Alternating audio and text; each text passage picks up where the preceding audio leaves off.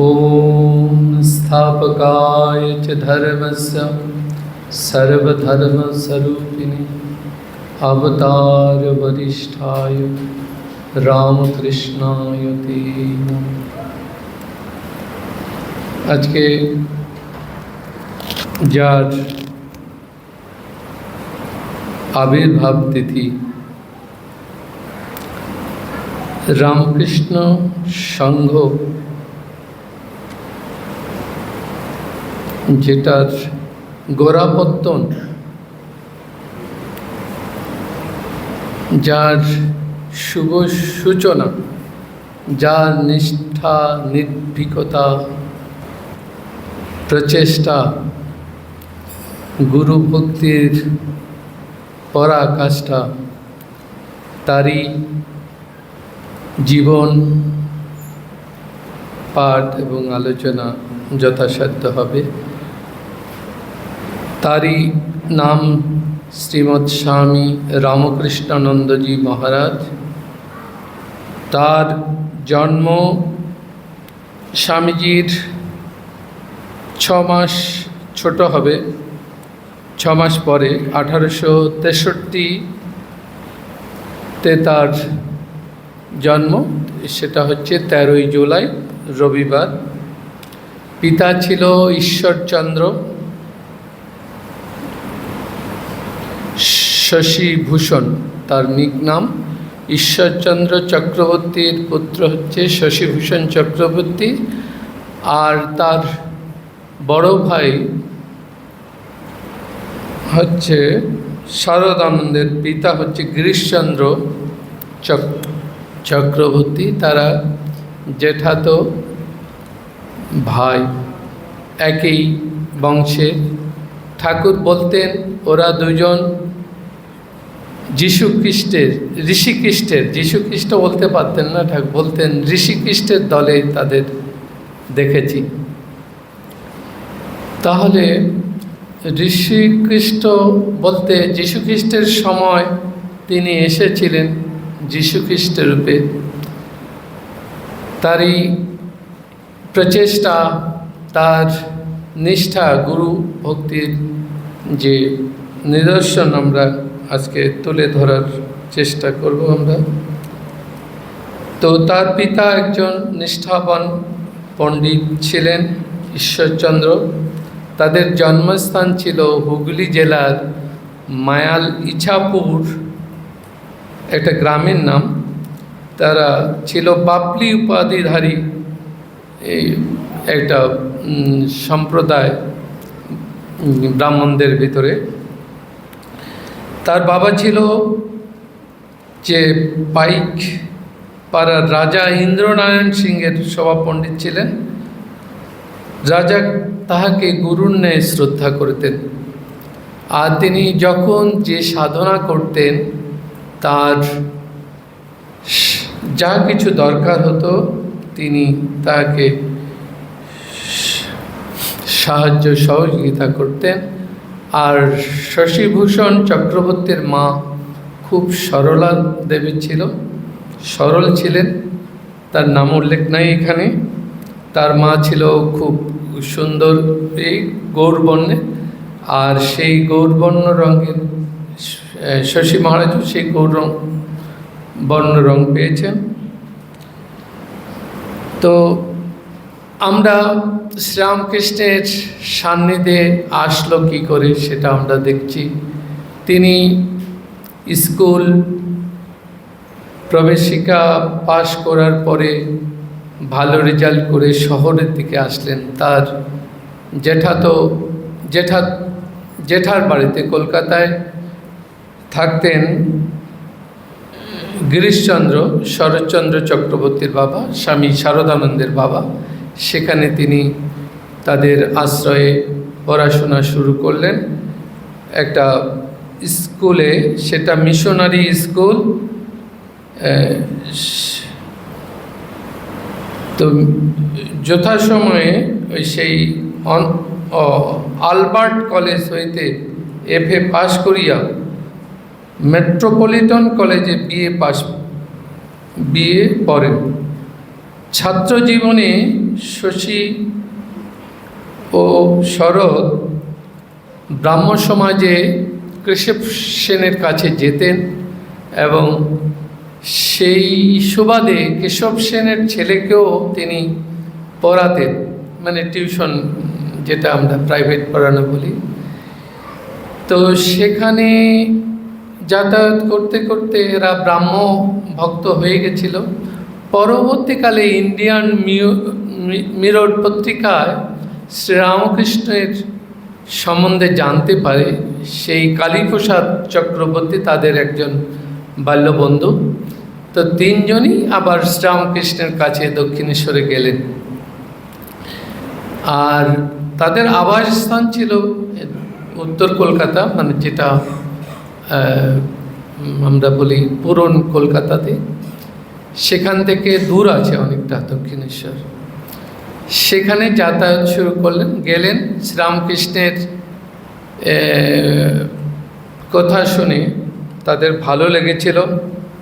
সেখানে তিনি বলছিলেন যে ওই থেকে বাইবেল থেকে না, শুনছিলেন যে তিনি ব্রাহ্ম সমাজে যান। ব্রাহ্ম সমাজ তো আবার নিরাকারবাদী। তো শ্রীরামকৃষ্ণ তাকে বললেন, তুমি কি সাকারে বিশ্বাস না নিরাকারে তোমার বিশ্বাস? তিনি বললেন যে নিরাকারে। না, বলছেন সরল, তো সরল এবং নির্ভীক। উত্তরে সন্তুষ্ট হইয়া বললেন যে তার আবার সাকার আবার নিরাকার। তিনি ঈশ্বর সম্বন্ধে মানে জিজ্ঞাসা করাতে তিনি বললেন যে তার আবার সাকার আর নিরাকার কিছুই জানি না। তখন ঠাকুর বললেন, এই যে তখনকার কলকাতার অবস্থা ছিল, স্কুল কলেজে পড়তে পড়তেই 2-3টা ছেলে মেয়ের বাবা হয়ে যেত, পাশ করে বেরোতে, ইউনিভার্সিটি বেরিয়ে আস্তে আস্তে। তো এই জন্য বলছেন যে অমনি অনেক ছেলেমেয়ের বাপ হয়ে পড়ে। তখন পরিবারের ভরণ পোষণের জন্য চাকরির সন্ধানে ছোটাছুটি করে বেড়ায়।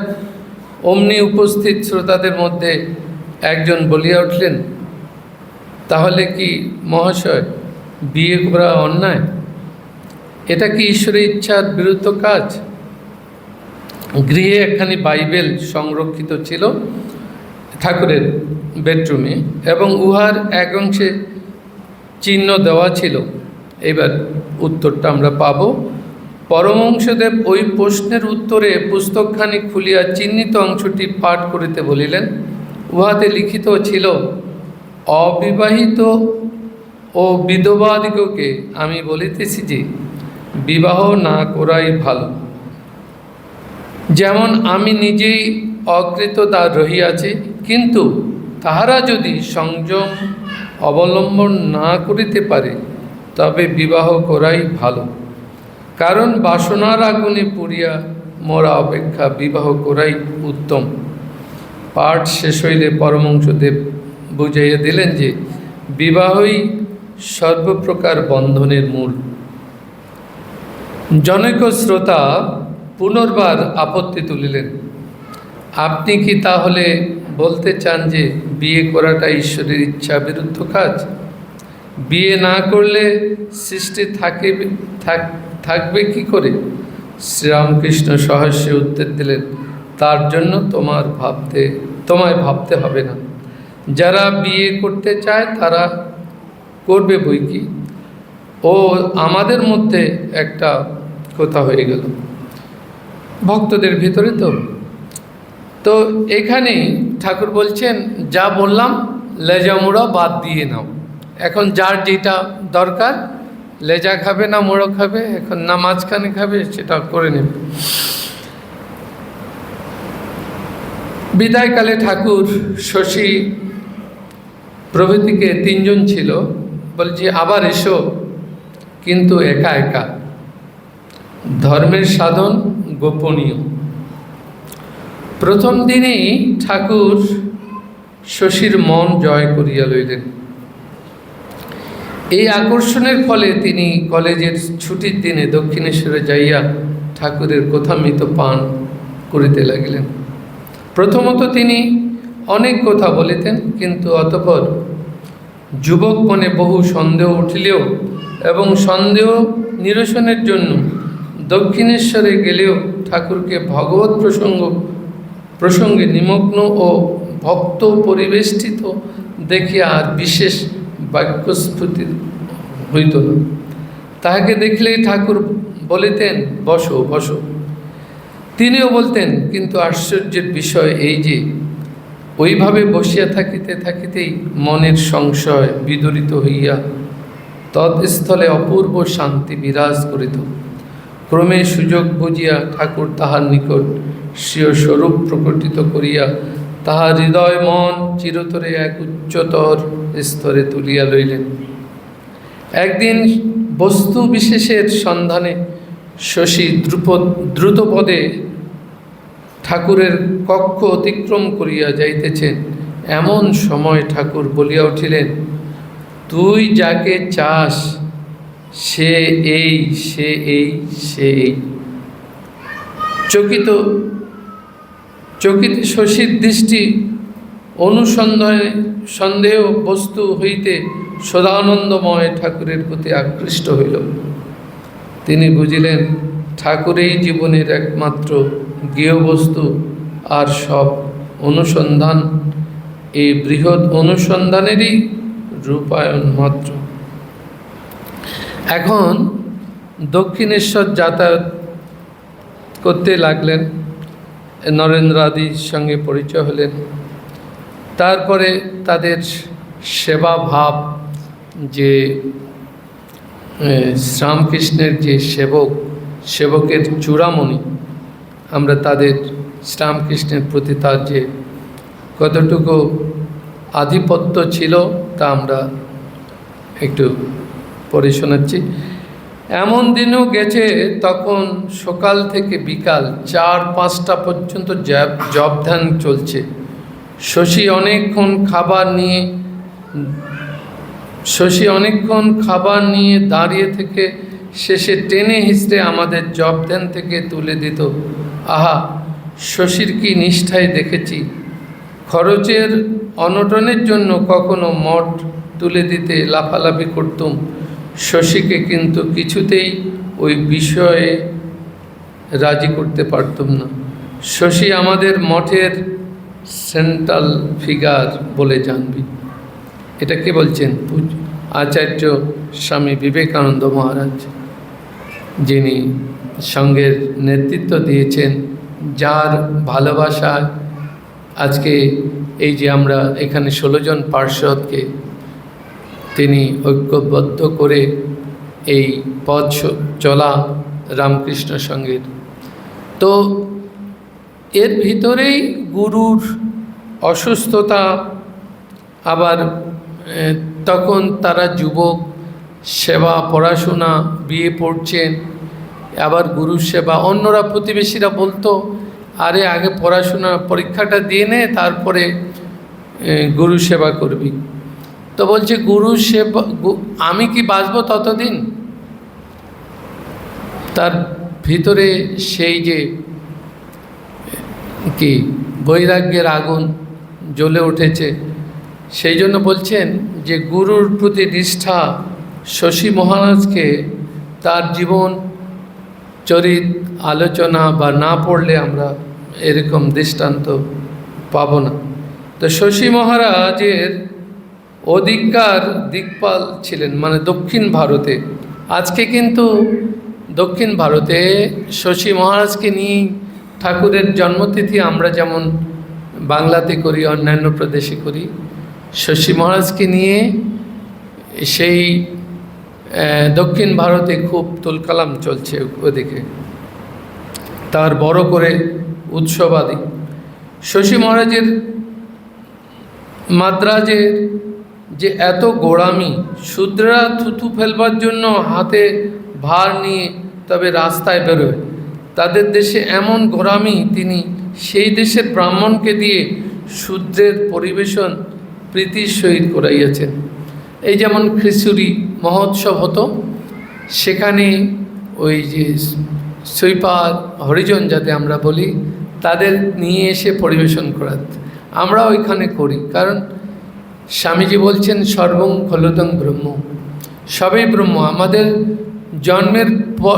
জন্মের পর আমরা ভাগ করছি, যেমন আলাদা আলাদা পাত্রে যখন হচ্ছে তখন আমরা দেখছি অমুক আমার টাইটেলে তাদের বিভক্ত করছি, কিন্তু ভিতরের স্বরূপটা আমাদের সবার একই। সেইটাই বলছেন যে তাদের গোরামি, তারা থু থু ফেললেও ওই তাদের ঘটিতে করে ফেলতে হতো। তো পূজনীয় স্বামী প্রেমানন্দজি মহারাজ বলছেন, শ্রীরামকৃষ্ণের জীবনের শেষ 3 বৎসর, বিশেষ করে তার কাশীপুরে বাসকালে শশী মহারাজ স্বামী রামকৃষ্ণানন্দ গুরুদেব শ্রীরামকৃষ্ণের সেবায় আত্মনিবেদন করেছিলেন। ঠাকুরের তিরোধানের পরেও সে একই ধারায় সেবাদি সম্পন্ন করে যেতেন। বেলুর মঠে প্রত্যুষে এখন অবশ্য আর করা হয় না। তিনি নিম বা বাবলার ডাল থেকে একটি দাঁতন তৈরি করে দিতেন। মানে ঠাকুর দাঁতন করতেন, আমরা কথামিতে দেখি দৃষ্টান্ত স্বরূপ, মানে প্রতিদিনই একটা দাঁতনই কেটে কেটে ব্যবহার করতেন। সেখানে একদিন তুরিয়ানন্দ মহারাজ রয়েছেন, হরি মহারাজ, তো সকালবেলা কিছু ওখানে এসছিলেন কিছু পিকনিকের জন্য। ওরা আলু ছুলাবে বলে চাকু খুঁজছে দক্ষিণেশ্বরে পূজারীর ঠাকুরের কাছে, যে ঠাকুর তখনই বলছে ছেলেগুলার চুল উস্কো খুস্কো, শার্টের বোতাম ঠিক নাই লাগানো, তখনই বুঝেছে হয়তো ছুরিটা ফেলাই দিয়ে দেবে না ফেল, তো তবুও দিয়েছেন। কিন্তু ঠাকুর প্রত্যুষে উঠে ওই দাঁতনটাকে বাবলার ডাল বা নিম ওটা কেটে আবার ওটা চিবানো শুরু করতেন। সকালবেলা যখন ভোরবেলা অন্ধকারেই তিনি ওটা খুঁজছেন যে চাকুটা পাওয়া গেল না, তো মনটা একটু বিগড়ে যায়। তখন হরি মহারাজ স্বামী তুরিয়ানন্দ মহারাজকে বললেন, যাও ওই যে ওইখানে আলুর খোসা টোসাতে দেখো, ওই ছুরিটা ওখানে পাওয়া যাবে। ঠাকুর কি দৃষ্টিভঙ্গি, তো খুঁজে পাওয়া গেছে।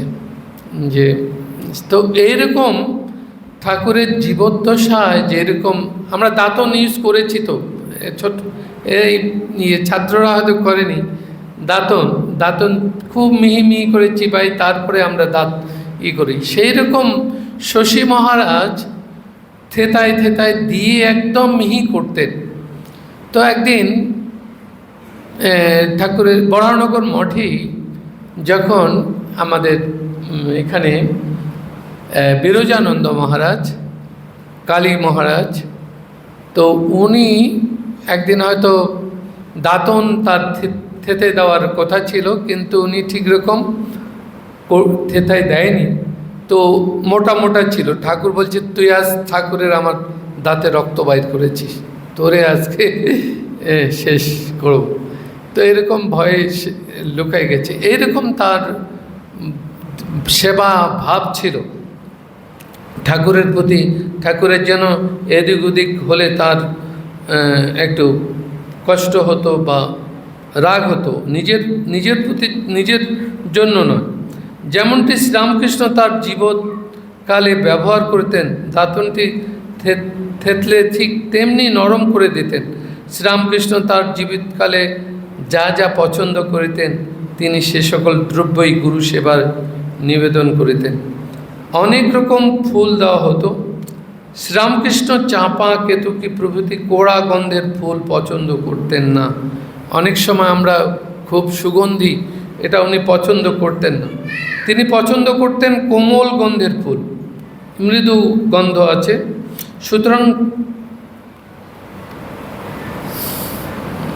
সুতরাং চম্পক, কেতকী প্রভৃতি কোড়া গন্ধের ফুল নিবেদন করিলেও তিনি সেগুলিকে শ্রীরামকৃষ্ণের প্রতিকৃতি থেকে দূরে রাখতেন, যাতে কোড়া গন্ধের ঝাঁঝ অনেকটা কমে যায়।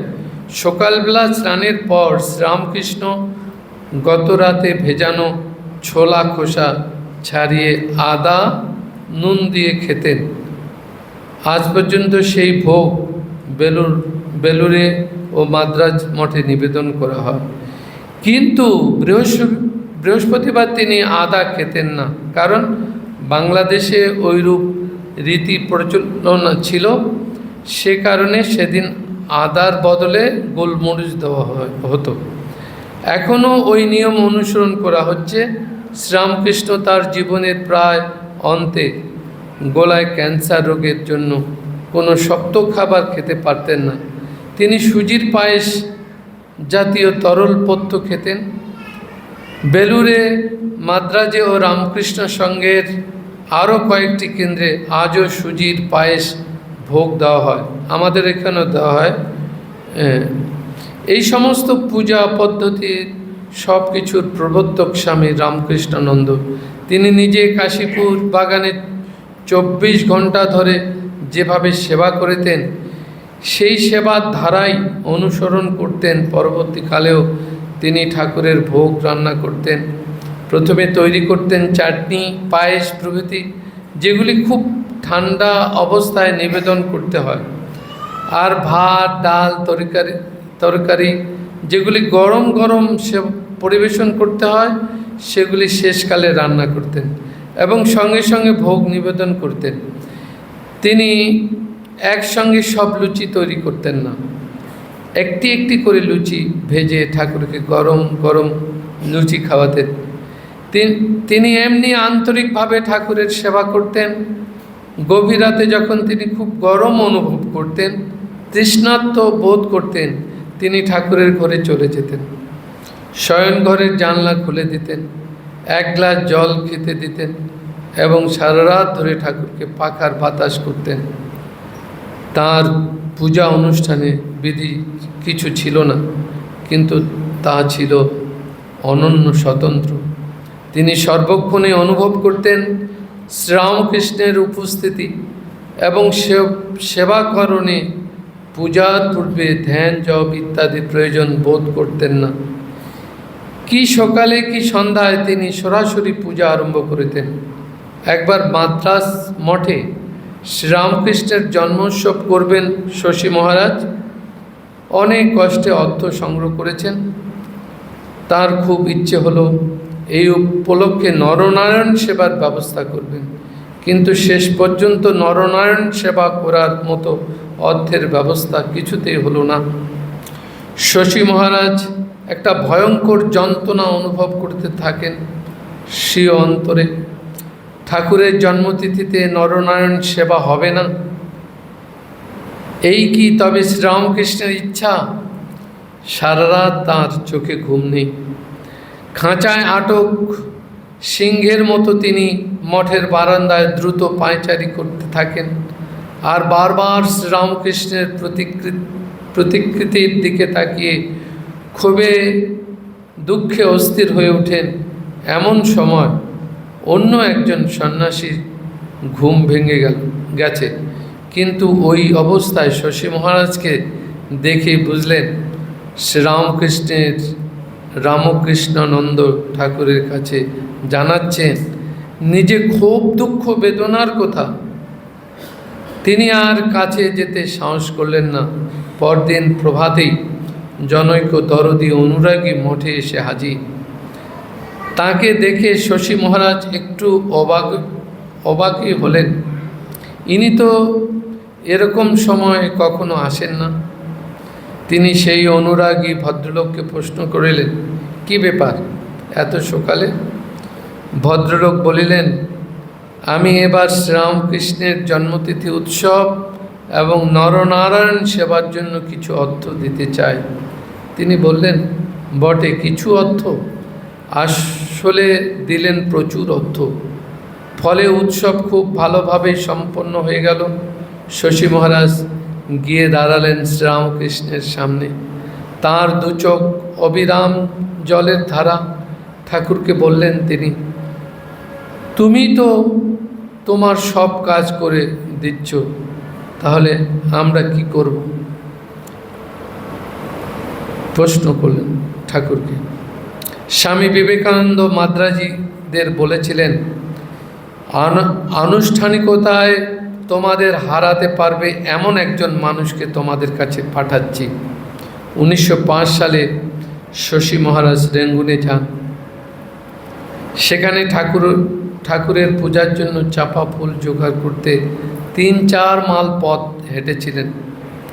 তখন উপন্যাসিক শরৎচন্দ্র চট্টোপাধ্যায় প্রশ্ন করেছিলেন, কেন এই বৃথা পরিশ্রম? শরৎচন্দ্রের এই প্রশ্নের উত্তরে শশী মহারাজ কবিতায় উত্তর দিয়েছিলেন, পূজা উপাসনা সকলেই গো ফাঁকি, শুধু এই সুযোগে তোমাকেই ডাকি। মাদ্রাজে রামকৃষ্ণানন্দের যাতনাময় সংগ্রামের ইতিহাস কেউ কোনোদিন লিখে উঠতে পারবে না। লড়তে লড়তে যখন ক্লান্ত হয়েছেন, ঝুঁকে পড়েছেন, তখন বিবেকানন্দের বিরুদ্ধে অভিমানে পূর্ণ হয়েছে মন। রেগে চিৎকার করে বলছেন, তুই কোথায় আমায় পাঠিয়েছিস? তোর জন্য আমার এই অবস্থা। খেটে খেটে প্রাণটা গেল। তারপরেই আছাড় খেয়ে লুটিয়ে পড়ে বলছেন, ভাই, না বুঝে ও কথা বলেছি, ক্ষমা করো, তুমি যা বলবে তাই করব। শশী মহারাজ যখন এই কথা বলছেন, তখন বিবেকানন্দ সামনে ছিলেন না, ছিল তার ছবি মাত্র। চিত্ররূপে বর্তমান শ্রীরামকৃষ্ণের সামনে এই অভিমানের আর্তনাদ, একদিন করো,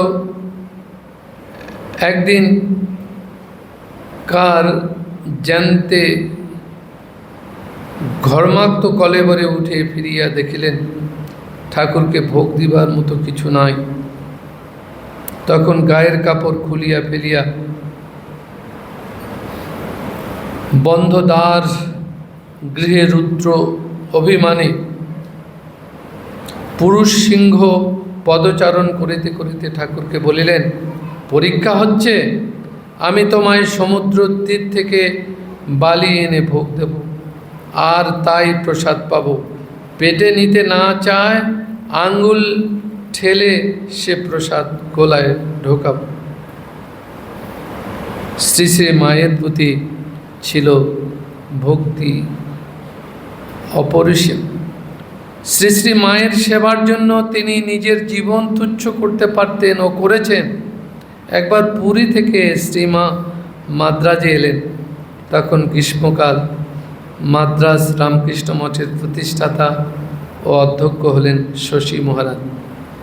মায়ের কষ্ট লাঘব করার জন্য কিছু আভাস পাই স্বামী জগদীশ্বরানন্দকৃত রামকৃষ্ণানন্দজির জীবনচরিতে। সেখানে দেখি স্বামী রামকৃষ্ণানন্দ শ্রীমাকে স্টেশন হইতে আনিতে গিয়াছেন। মোটরে বসিবার গদিতে গরমে অত্যন্ত উত্তপ্ত হইয়া উঠায় শশী মহারাজ নিজের পরিধেয় বস্ত্র কলের জলে ভিজাইয়া গদিটি ঠান্ডা করিয়া দিয়াছিলেন। তিনি মায়ের মধ্যে ঠাকুরকে দেখিতে পাইতেন, তাই ঠাকুরের মতোই মায়ের সেবা করিতেন। অগ্নি আর দাহিকা শক্তির ন্যায় ঠাকুর এবং মা অভেদ, একথা তিনি স্বামী রামকৃষ্ণানন্দ প্রায় বলিতেন। স্বামী বিশুদ্ধানন্দ লিখেছেন, শ্রী শ্রী মাতা ঠাকুরানীকে দর্শন করিলে শশী মহারাজ ভাবে আত্মহারা হইয়া যাইতেন। শ্রী শ্রী মায়ের যাহাতে বিন্দুমাত্র কষ্ট বা অসুবিধা না হয়, সেই জন্য শশী মহারাজ স্বীয় দেহ মনের সমগ্র শক্তি একীভূত করিয়া সেবায় নিযুক্ত করিতেন। যতদিন শ্রী মা দক্ষিণ দেশে ছিলেন, শশী মহারাজ আহার নিদ্রা ভুলিয়া মায়ের পরিচর্যা করিয়াছিলেন। এই জন্য শশী মহারাজ নিজেকে সৌভাগ্যবান মনে করিতেন।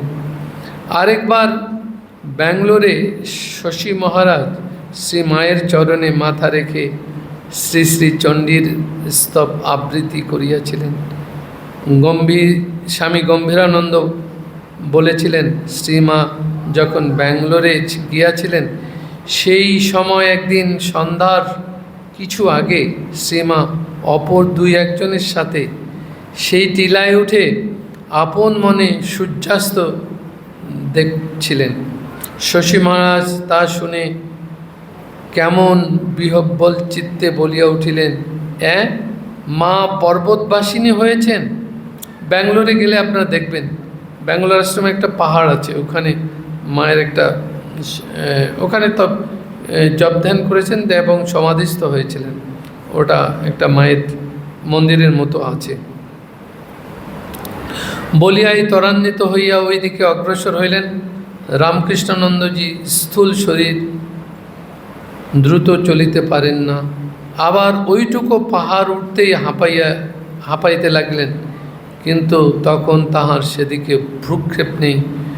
ওইভাবেই তিনি পৌঁছিয়া মাকে দণ্ডবোধ প্রণাম করিলেন এবং মায়ের শ্রীপাদপদ্মে মস্তক রাখিয়া স্তব করিতে লাগিলেন, সর্বমঙ্গল মঙ্গলে শিবের সর্বার্থ সাধিকে। আর বলিতে লাগিলেন, কৃপা কৃপা।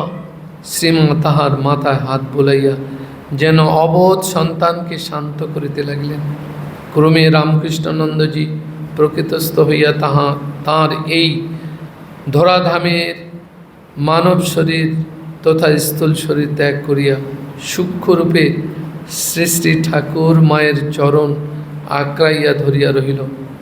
শ্রী শ্রী ঠাকুরের শরীর যাইবার পরে স্বামী রামকৃষ্ণানন্দজি শ্রী শ্রী ঠাকুরের ছবি বা বিগ্রহকে জীবন্ত রূপে পূজা করিতেন। পটের মধ্যে কাপড় পরাইয়া তাকে রাজা ধীরাজ সাজাইয়া পূজা করা তাঁরই শেখানো। কখনো কখনো ছাতা ধরিয়া ঠাকুরের যাতে রোদ বৃষ্টি লেগে কষ্ট না হয় তিনি এমন আচরণ করিতেন। আসলে সাক্ষাৎ তিনি সদা সর্বদা শ্রী শ্রী ঠাকুরকে দর্শনও করিতেন। শশী মহারাজ না থাকলে হয়তো রামকৃষ্ণ মঠ মিশনের এত শাখা যে পূজা আচার বিধি নিয়ম এত করা হয় তা হয়তো হইত না। তিনি পূজা বিধি নিয়মের প্রচলন শুরু করেছিলেন, তা কিন্তু ছবি রূপে নয়, জীবন্ত রূপে। তাঁর বলিষ্ঠ সুঠাম লম্বা শরীর আজ ও শ্রী শ্রী ঠাকুরের ছবি বা বিগ্রহের চারিদিকে সদা সর্বদা পাহারারত। মাতৃভক্ত শশী মহারাজ আজ চিরস্মরণীয়। শশী মহারাজের ইহজীবনের শেষ দিকে আমরা দেখতে পাই চিকিৎসার্থে মাদ্রাজ থেকে তাকে নিয়ে আসা হয়েছে কলকাতা। কয়েকদিনের আগে ডাক্তারবাবু জবাব দিয়ে গিয়েছেন, বাগবাজারে মায়ের বাড়িতে নিচতলার ঘরে শুয়ে তিনি কিন্তু মাতৃদর্শনের জন্য আকুলি বিকুলি করছেন। শ্রী শ্রী মা তখন জয়রামবাটিতে। রাধারানীর বিয়ে হয়েছে 2 মাস অতিক্রান্ত, তথাপি মায়ের মন ভালো নেই। আশুতোষ মিত্রকে দেখেই বললেন, বাবা তুমি এসেছো বাবা? হ্যাঁ মা, আপনাকে নিতে এসেছি, আপনি তৈরি হয়ে নিন, কলকাতায় যেতে হবে মিত্রবাবুর। কোথায়? সঙ্গে সঙ্গে মা বলে উঠলেন, কেনে বাবা? আমার শশী বলেই চুপ করে গেলেন।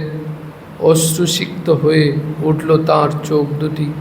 বললেন, ও আমার সোনার বেলপাতা দিয়ে পুজো করেছিল, কত সব মন্দির ঘুরে ঘুরে দেখালে, কত যত্ন করলে, আর আজ ওর যাওয়ার সময় মা হয়ে আমি কেমনে দাঁড়াবো সেখানে গিয়ে?